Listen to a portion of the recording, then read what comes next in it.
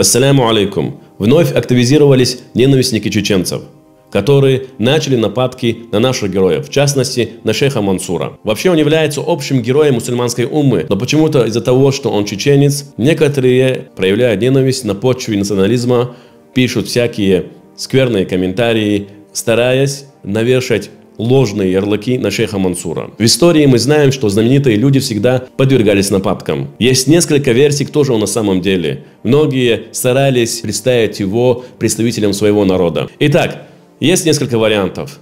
Первый вариант – это цесаревич татарский. Второй – это турецкий шпион османского халифата. Третье – это русский шпион. И четвертое – это монах итальянский. Внимание, вопрос. Как вы думаете, какую же версию выбрали ненавистники чеченцев? Они выбрали версию, что шейх Мансур был итальянским монахом. Многие русские писатели, и до тех, которые кричат «а приведите зарубежного тогда», и Бадделли тоже, говорят, что это фантастика, говорят, что это фантазии какого-то итальянского писателя.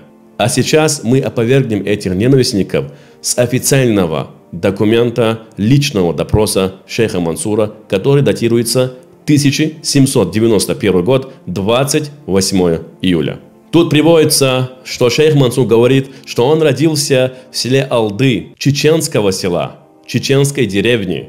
Теперь переходим к следующему документу. 1791 год, июль 28 дня. Чеченец Мансур тайным советником Шишковским, то есть он Шишковский допрашивает его, перевел, кто советник Константинов, на словах, которые дал показания шейх Мансур. Родился он и вырос в одной из чеченских деревень, название которой Алды.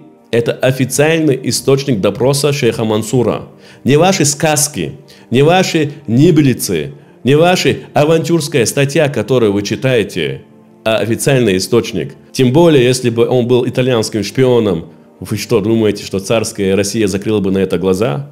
И ничего не предъявила бы Италии? То есть оставьте фантазии итальянского писателя-авантюриста, который назвал свою статью «Авантюрист 18 века». Его же опровергли даже те, которые воевали против чеченцев, сказав, что это фантастика, то, что написал этот итальянец. И как бы вы ни старались очернить достойных мужей, вы-то прекрасно знаете, как они ушли из этого мира.